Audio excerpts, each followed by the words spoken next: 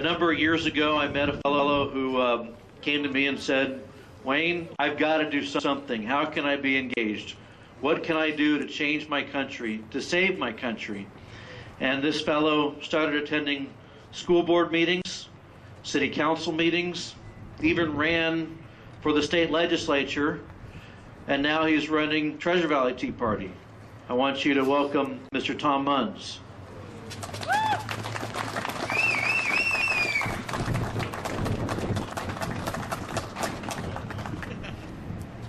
I don't know about all that, but I sure appreciate Wayne very much. Set this down here. I was kind of funny. I was looking at this morning at the legislative docket for the day and stuff, and I was looking at all the ways that they're planning on raising our taxes. It's really cool. You should go in there and see what they're doing just today. My question to everybody is, are we really free if we don't control our own money? Did you know that some people actually don't even know that tax revenue is created by those who work? While we work, our elected officials find ways to tax us.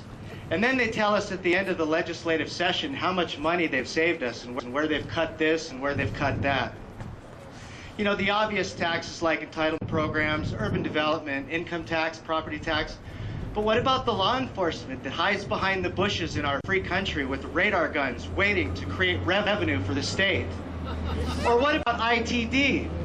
Installing as many surveillance cameras as possible without legislative oversight while stimulus funds pay for our road repair. I mean, that sounds great, doesn't it? Or my favorite here, the latest, was funds to be able to train the communist Chinese now as they come to buy their citizenship, destroy our sovereignty while they invest in our economy. Sounds wonderful for Idaho and the rest of the nation. Is this what our founders had envisioned, or is this freedom thing a thing of the past and it just feels good to say we're free when we're really not? What kind of generation will we be known as to those that look back at us? Are we going to look into our children's eyes years from now and tell them that we were too weak or too scared to fight against such oppression? The Boston Tea Party, remember, was fought. It wasn't about waving flags. They actually did something over a 3-cent tea tax, from what I understand. When are we going to finally say no more and mean it? When are we going to finally quit being fragmented little patriot groups and become united? For united we stand, divided we fall, remember? There are illegals and brainwashed Marxist progressives that burn our flag and threaten revolution in this country if their entitlement demands are not met. Can you imagine what the mainstream media would do if the peaceful Tea Party group we so-called domestic terrorists called for a revolution that was in accordance with the third paragraph of the Declaration of Independence? People always tell me here in Idaho how brave I am. Since when did doing my patriotic duty before God become known as bravery? I'm glad you guys can hear me back there, by the way. I'm almost done. Do you think continuing to have these protests and electing Republican is going to yield a different result? To me, this rally really shouldn't be about taxes, but rather should be recognition and a call to repentance that we have abandoned God and become law unto ourselves.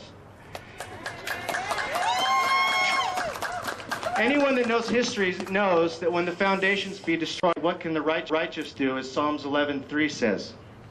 I have been waiting for a long time. Have you? For someone to step up and lead the charge, and I'm tired of waiting. Isn't it time that someone ran up the hill and stuck their flag in the ground and said no more, and actually meant it? So don't be afraid to stand, for our future and our children's is at stake. Stand with me, for we are partners in freedom, not before me, or you will only be in my way, for time is surely running out. Please join me in my fight for freedom and proper representation, as I really have no choice but to run again for state legislature in 2012, because the battle can't be won alone, and I've been always told that if people can't do anything right, you've got to do it yourself. No fancy dance, no hype, and especially no bull.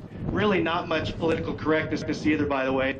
Just returning the power back to the people where it belongs under the Constitution that was written, so that we can preserve freedom and liberty for future generations. By the way, I'm not really standing before you today for myself, but for my children and for yours. Thanks.